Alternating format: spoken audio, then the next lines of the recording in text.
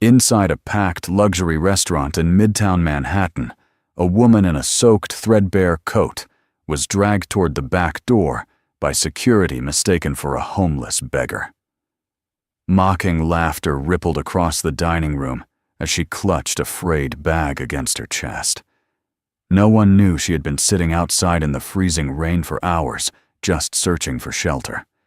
Then, Caleb Brooks, a widowed waiter working a double shift, quietly carried his only meal outside and shared it with her under the awning. He had no idea she was a hidden millionaire. The rain had been falling over Manhattan for almost 3 hours when Caleb Brooks tied the apron around his waist for the second shift in a row. The kitchen at Whitmore's, the most exclusive restaurant on the Upper East Side, smelled like seared butter and money, and Caleb moved through the steam with the quiet efficiency of a man who had stopped expecting anything from the day. He was 35 years old, and most days felt like someone else's. His wife had been gone for almost 2 years now, taken by an illness that drained her body slowly and drained their savings even faster, and the medical debt she left behind followed him like a second shadow. He worked doubles 5 nights a week and slept 4 hours when he was lucky. Caleb did not complain. He never had. The other waiters whispered that he was too soft for a place like Whitmore's, where customers tipped in the hundreds and humiliated the staff for sport, but he kept his head down and his voice level and his hands steady. He still carried his wedding ring in his apron pocket wrapped in a folded napkin, because wearing it on his finger made the long nights feel longer. The manager, a sharp-faced man named Marcus Hale, treated him with the cold patience reserved for employees who would never be promoted, but would never quit either. After every shift, Caleb took the train back to a small ground-floor apartment in Astoria, where his mother had been living alone since her diagnosis the year before.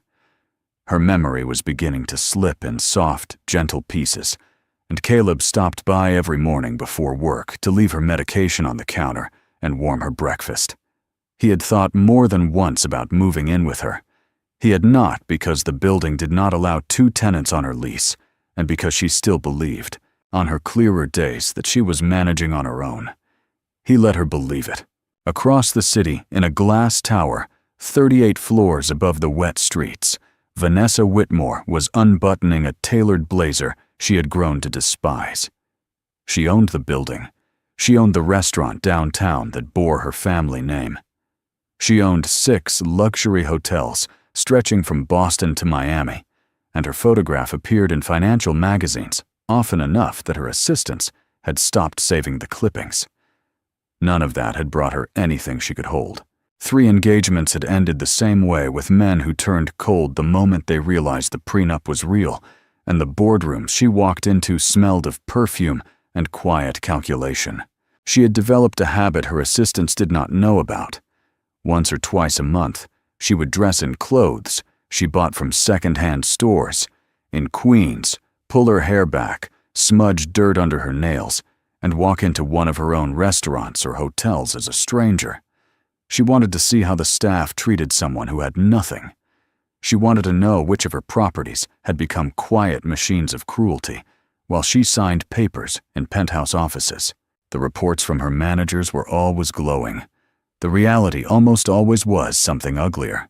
That Tuesday night, Vanessa had not even planned the visit. Her car had stalled on Park Avenue in the rain, the driver muttering apologies into the steering wheel, and she had stepped out to walk the last 6 blocks to her apartment. By the time she reached the corner of 68th Street, her thin coat was soaked through her hair, was plastered to her face, and the wind had carried away whatever dignity her posture once held. She saw the warm yellow lights of Whitmore spilling onto the sidewalk, and thought almost without meaning to that she would step inside for a moment to dry off. She still had her secret habit in mind, even half frozen. She wanted to see how her own restaurant would treat her. She pushed the heavy brass door open, and the warmth hit her like a wall. Conversation in the dining room slowed. A woman in a silk dress lifted her wine glass and turned to look. A man at the bar laughed once, sharp and short, the way men laugh when they want everyone to know they are laughing. Vanessa's shoes squeaked on the polished floor, leaving small, dark prints, and she felt the weight of 40 pairs of eyes settling on her shoulders. Marcus Hale crossed the dining room before she had taken 3 steps. He did not speak to her at first. He spoke to the security guard standing near the coat check in a voice loud enough for the nearest tables to hear. He told the guard to escort the woman out before she made the other guests uncomfortable. A patron at table 9 snorted into his napkin. Someone else murmured something about the smell of wet streets. Vanessa raised her chin, but the cold had stolen her voice, and the guard's hand was already on her elbow, firm and impatient.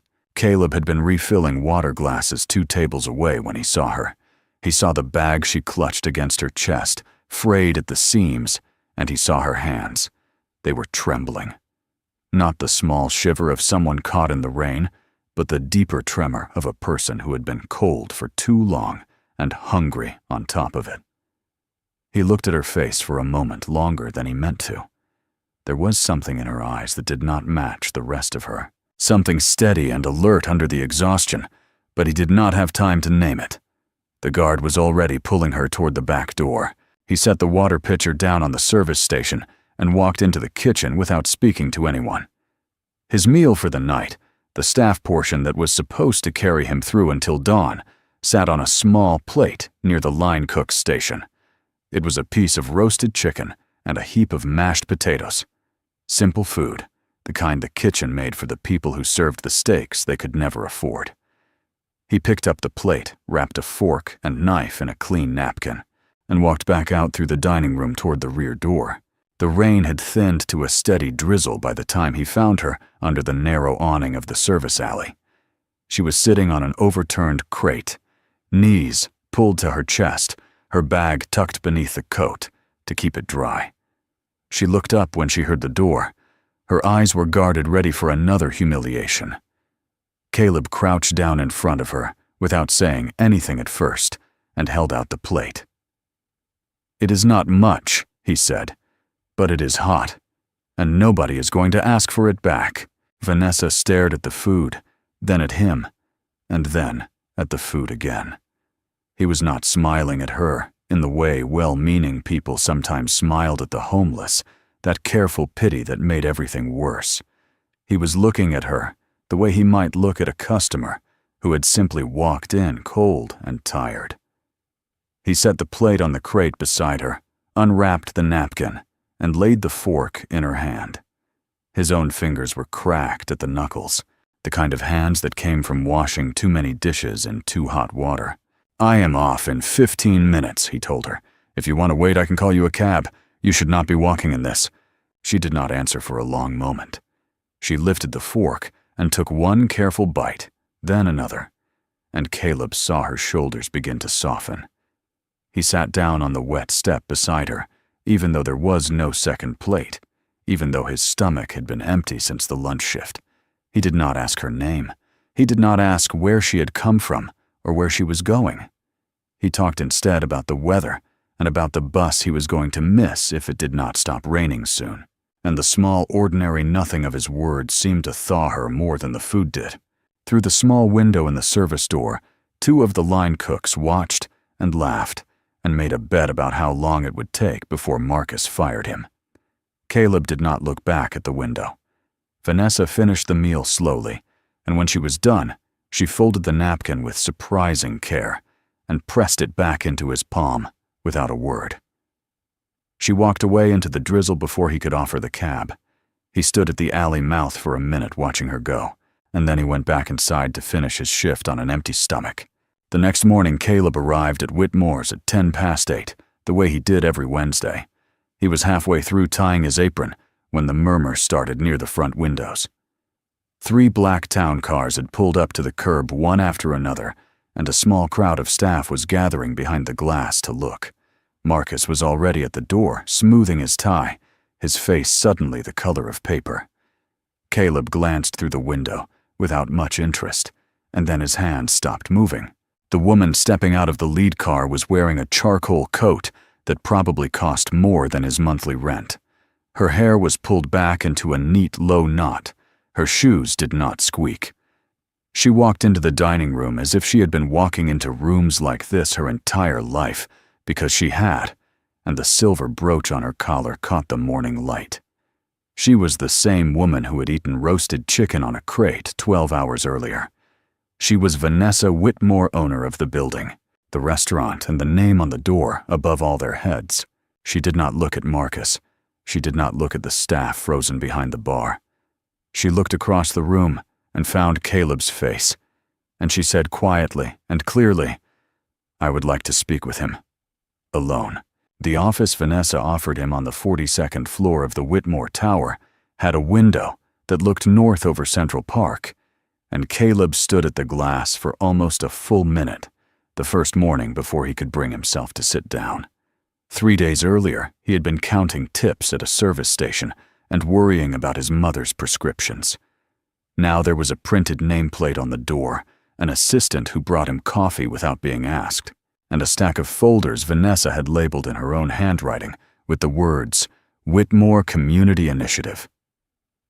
She had not made him a manager of anything that already existed. She had built something new and put him at the heart of it.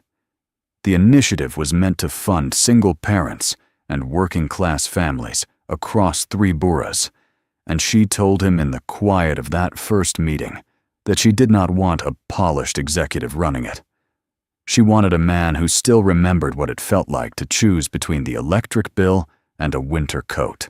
Caleb had looked at her across the long glass table and understood for the first time that the woman in the soaked coat had not been an accident. She had been searching for someone like him for a long time. The first weeks were harder than he had expected.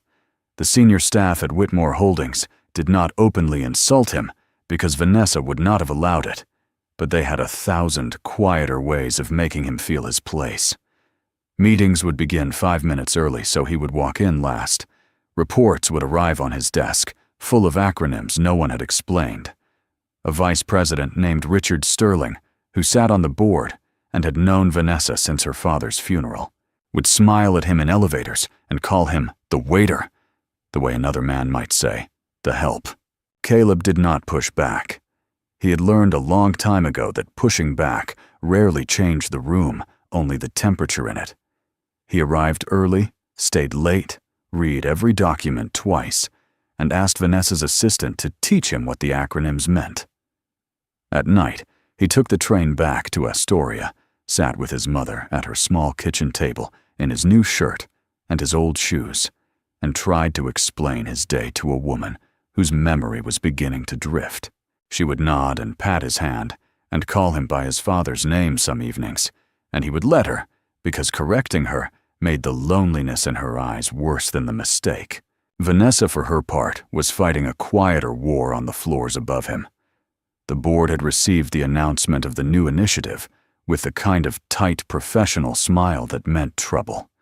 Richard Sterling sat across from her in her office one Thursday morning and told her in a voice carefully scrubbed of insult that the shareholders were nervous. He told her that bringing an unknown man into a leadership position based on what he called personal sentiment was the kind of decision that ended careers. He reminded her that her father had built the company on instinct, but also on instinct that had been tested. Vanessa listened to him without writing anything down. When he was finished, she stood and walked to her window and told him that her father had also said the most expensive mistake a businessman could make was to surround himself with people who only told him what he already believed. Richard left the office 20 minutes later with a polite handshake and a long memory. Vanessa watched the door close behind him and felt for the first time since taking over the company that she had drawn a line she would have to defend. The gala came at the end of his 6th week. It was an annual affair the Whitmore Foundation had hosted for almost 20 years, held in the ballroom of the plaza, attended by everyone in Manhattan who mattered or wanted to. Vanessa had decided that Caleb would be introduced there formally as the director of the new initiative. He did not have a tuxedo. She had one delivered to his apartment that morning with a small handwritten card that said, "Borrowed, not bought. Yours either way." He felt strange in the suit. The fabric moved with him in a way he was not used to, and the shoes were so quiet on the marble floors that he kept glancing down to make sure he was still walking.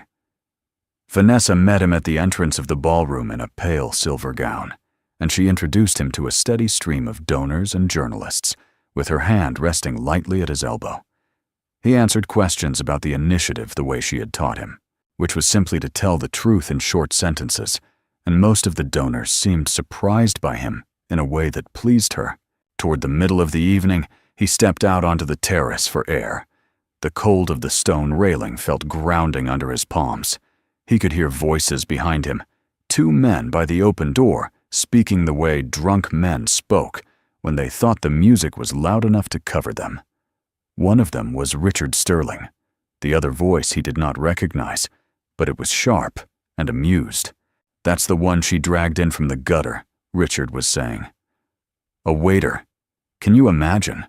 He probably thinks the foundation is a vehicle for his romantic upgrade." The other man laughed. "Poor bastard. He doesn't even know he's the joke. She'll be bored of him by spring." "He's a charity case with a haircut," Richard said. "Whitmore's are usually sharper than this." Caleb did not move. He stood with his hands flat against the cold railing and let the words settle into him one by one. He had heard worse in his life.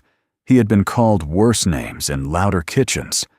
But something about hearing it here in a borrowed tuxedo in a building where a single bottle of champagne cost more than a week of his rent made the shame settle deeper than usual. He turned to leave through the far end of the terrace, intending to find a service exit and take the train home, when Vanessa stepped out through the main doors and saw his face. She did not ask him what was wrong. She simply walked across the terrace, took his hand, and led him back inside without a word. The string quartet was beginning a slow waltz, and the dance floor in the center of the ballroom was nearly empty. She stopped in the middle of it, turned to face him, and rested her free hand on his shoulder. The conversations around the room died in stages, like lights going out in a building one floor at a time. Vanessa Whitmore, in her silver gown, was dancing with the man Richard Sterling had spent the last hour mocking. Caleb's hand was stiff on her waist for the first few measures, and then it was not. She looked up at him and spoke quietly, her voice carrying only as far as it needed to. "This room has spent its entire life teaching me that the people in it are the only ones worth listening to. I do not believe that anymore. The man I am dancing with treated me with more decency on a wet step than any of you have ever shown me at this table. Remember that the next time you wonder why he is here." She did not say it loudly. She did not have to. The dancers nearest to them had heard every word, and the words traveled outward across the room the way smoke travels under a door. By the time the waltz ended, half the ballroom knew what she had said, and the other half was being told in whispers. Richard Sterling stood at the edge of the floor with a glass in his hand and a face that had gone very still. That night changed something between them. It was not declared not yet, but it was no longer possible to pretend the connection was professional. They began having dinner together once or twice a week in her apartment. Simple meals she cooked herself because she had grown up cooking and missed it. He told her about his wife and about the nights at the hospital and the medical bills that still arrived every month with his name printed at the top. She told him about her father and about the men who had courted her bank account and the long quiet of being known by everyone and trusted by no one. But the more comfortable he grew with her, the more uneasy he grew with everything else. The press had begun to notice him. A small mention in a financial column became a longer profile in a society magazine, and then a photograph of the two of them leaving a restaurant in Soho appeared on a celebrity website with a caption that called him in cheerful italics, "Whitmore's Mystery Man." His mother, on a clear afternoon at her kitchen table, asked him very calmly who the woman in the picture was. He told her the truth simply, and she nodded and said his late wife's name, and asked if she would mind. He could not answer her. He began, without making a decision about it, to put a small distance between himself and Vanessa. He worked later in the office instead of taking her car uptown. He answered her texts an hour late instead of immediately. She noticed. She did not press him, but she noticed, and the silence between them began to carry weight. She was carrying her own weight, too. Diane Ashford, who had been a friend of Vanessa's since boarding school, and a fixture of the New York charity circuit for the last 15 years, came to her apartment one evening uninvited.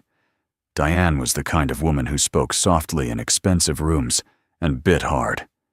She sat on Vanessa's couch with a glass of red wine and told her with the gentle concern of a long friendship that people were beginning to talk, that the foundation was being mocked at dinner parties, that the family name was a thing built over 4 generations and was not something to be spent on a man whose only credential was a kind gesture in a rainstorm.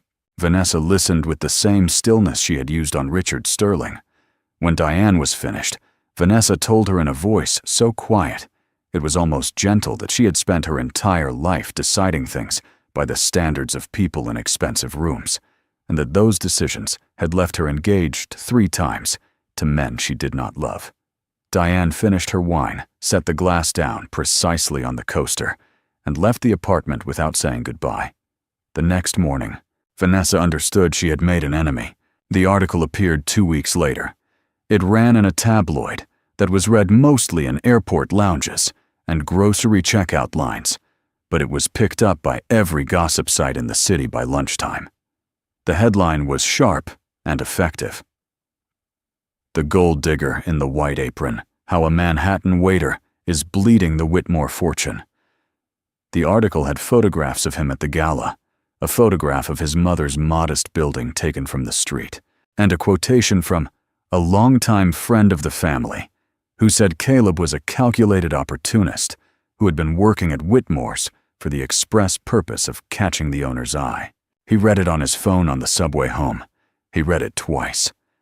Then he turned the phone face down on his thigh and looked at the dark window of the train and saw his own reflection in the borrowed shirt Vanessa's tailor had sent him, and he knew, with a flat certainty, that he was going to lose either way. If he stayed, his wife's name would be dragged into more articles, his mother's address would be photographed by more strangers, and every kind thing he had ever done in his life would be retold as a long con. If he left, he would lose a woman he had begun to love. The math was simple. The kindness in him still believed in protecting the people who could not protect themselves. He did not call Vanessa. He wrote her an email that night from his mother's kitchen table after she had gone to bed, and he kept it short because every long sentence sounded like a lie. He told her he was grateful. He told her she had given him more than he knew how to repay. He told her he was returning to the restaurant in the morning because that was where he belonged, and because the people who depended on him could not survive the kind of attention that came with standing next to her. He pressed send before he could read it again. The next morning, he tied an apron around his waist at Whitmore's restaurant for the first time in just over 4 months. Marcus Hale did not say anything. He simply pointed Caleb to his old station with a small, careful nod that did not quite meet his eyes. The other waiters watched him out of the corners of their eyes. His phone in his locker vibrated 4 times before he stopped looking at it. He cleared a table near the window where a man was complaining about the temperature of his soup, and he listened, and he apologized, and he carried the bowl back to the kitchen. He felt for the first time in weeks that he knew exactly where he was supposed to stand. He also felt for the first time in his life that knowing where he was supposed to stand was not the same thing as being where he wanted to be. For 9 days, Vanessa did not call him. She did not send a car. She did not send Diane's old friends to plead her case, and she did not send a lawyer with a polite envelope. The silence was not an absence. It was a decision she was making in slow stages in the quiet of her office above Central Park, where the folders he had labeled in his careful handwriting still sat on the corner of his old desk. She read the tabloid article 3 times before she stopped reading it. She watched the share count climb on her assistant's screen and listened to the board's lawyers explain in the polite tone reserved for bad news that the simplest path forward was a written statement distancing the foundation from him. She listened to all of it the way her father had taught her to listen to people who were certain. She thanked them. She did not write the statement. What she could not stop thinking about during those 9 days was not the article. It was the rain on her hair and the heat of the chicken under the napkin, and the way his hand had been steady when he placed the fork in her palm. She had been a woman with no name that night, no proof, no leverage of any kind.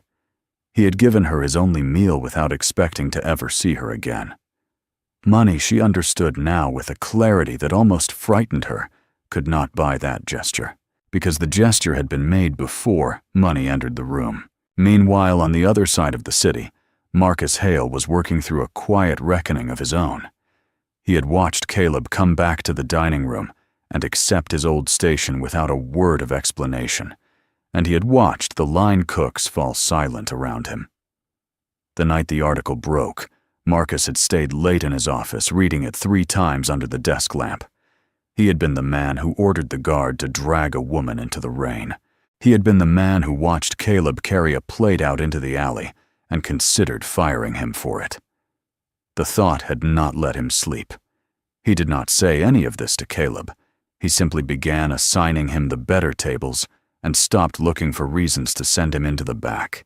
On the 10th morning, Vanessa told her assistant to clear the day. She rode the elevator down to the lobby alone. She did not take the car. She walked the 18 blocks to the restaurant in a plain gray coat and flat shoes, the same kind of clothes she had worn in her second-hand visits, and she pushed open the heavy brass door at the height of the lunch rush. The dining room was full. Marcus Hale stood at the host stand with a stack of menus in his hands, and his face went through 3 colors when he saw her. 2 of the waiters near the bar froze in the middle of their service. A busboy let a glass touch the rim of his tray and held it there, suspended, as if any movement might break the moment. Caleb was at table 14, refilling a water glass for a woman in a pearl necklace, and the pitcher in his hand stilled when he looked up. Vanessa did not walk to the host stand. She walked into the center of the dining room between the tables until she was close enough that he could see the small line of tension along her jaw. She did not lower her voice. She did not raise it either. "I owe you a conversation," she told him. "I would like to have it here, where you have decided you belong, because if I have it anywhere else, you will not believe me." Caleb set the pitcher down on the nearest service station. The woman in the pearl necklace looked from one of them to the other, and very slowly placed her napkin on the table. The whole room had gone quiet enough that the soft jazz from the overhead speakers sounded suddenly loud. Vanessa kept her eyes on his face. "When you brought that plate out into the alley, you did not know who I was. I had nothing on me that could pay you back. Nothing in that gesture was an investment. You did not save my life. You gave me half a meal in the rain, and you did not look at me as if I should be grateful for it. Do you know how rare that is?" Caleb's mouth opened and then closed. He did not answer. She continued, "I have spent the last 11 years being looked at by people who wanted something from me. 3 men proposed marriage to me in this city, and not one of them ever asked me what I had eaten that day. You did. You sat down on a wet step with no plate of your own, and you talked to me about a bus. A woman 2 tables over a stranger set her fork down very softly. Vanessa took 1 step closer to him. I did not fall in love with you because you sacrificed something enormous. I fell in love with you because you were willing to share the last small thing you had with someone who had nothing. That is not a thing the article wanted to print. That is not a thing Richard Sterling can mock, although he will. That is not a thing my friends will understand. But it is the only thing in my life that has ever felt true, and I am not going to walk out of this restaurant without telling you that in front of every person who watched you carry that plate out of this kitchen. Toi." Caleb's hands had begun to shake at his sides. He looked at her, and then he looked very briefly at Marcus, who was standing by the host stand, without moving. Marcus met his eyes for a single steady second, and gave him the smallest possible nod, the kind of nod a man gives when he has finally understood something he should have understood months ago. Caleb looked at the line cooks, who had drifted out from the kitchen and were standing in the doorway with dish towels in their hands. He looked at the woman in the pearl necklace, who was now openly crying without seeming to know she was. He spoke quietly. "I left because I thought I was protecting you. The article. My mother. The picture of her building in that paper. I thought every day with me would cost you something." Vanessa shook her head. "Every day without you has already cost me more." The silence that followed lasted long enough for the jazz to change tracks. Caleb looked down at the apron tied around his waist. He reached into the front pocket and took out the small folded napkin he had carried there for almost 2 years. He unwrapped it slowly, and the gold band of his wedding ring caught the light. He held it for a long moment, the way a man holds the last note of a song he has loved, and then he tucked it carefully into the inside pocket of his shirt against his chest, where things that mattered were kept, but no longer worn.